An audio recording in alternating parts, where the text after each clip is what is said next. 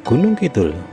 Gunung Kidul memiliki luas sekitar 46% dari luas wilayah sedaerah istimewa Yogyakarta yang berbatasan langsung dengan Provinsi Jawa Tengah dan Samudra Hindia di sebelah selatan. Gunung Kidul dikenal sebagai wilayah pegunungan dengan kawasan batu yang berkapur, membuat masyarakat Gunung Kidul takjub nyali dan mengembangkan adab budaya yang semakin kokoh dengan semangat gotong royong. Sarana dan prasarana pertanian dan pendidikan, Gunung Kidul mendapat dukungan penuh dari pemerintah daerah istimewa Yogyakarta, sehingga masyarakat Gunung Kidul terus berkembang dan memperlihatkan jati dirinya yang sesungguhnya. Akses jalan menuju ke daerah teratas pun saat ini sudah cukup baik. Meskipun hanya jalan beton, namun fasilitas tersebut sudah cukup membuat aktivitas warga Gunung Kidul semakin lancar dan terus mengembangkan perekonomian warga sekitar. Semangat gotong royong selalu dijaga oleh masyarakat setempat, sehingga menjunjung nilai tinggi kebersamaan merupakan tradisi turun-temurun yang dipegang erat oleh masyarakat sekitar. Pertanian menjadi salah satu sektor utama kehidupan masyarakat Gunung Kidul. Tanah gembur yang subur membuat nilai lebih bagi para petani, meskipun dari segi perayaan cukup minim dan hanya mengandalkan tada hujan. Hasil bumi yang dihasilkan dari petani Gunung Kidul diantaranya padi, jagung, kacang, ketela, dan beberapa palawija lainnya. Selain bertani, masyarakat Gunung Kidul juga mengembangkan budidaya hewan seperti sapi, kambing, ikan cupang, penangkaran burung, dan beberapa hewan lainnya.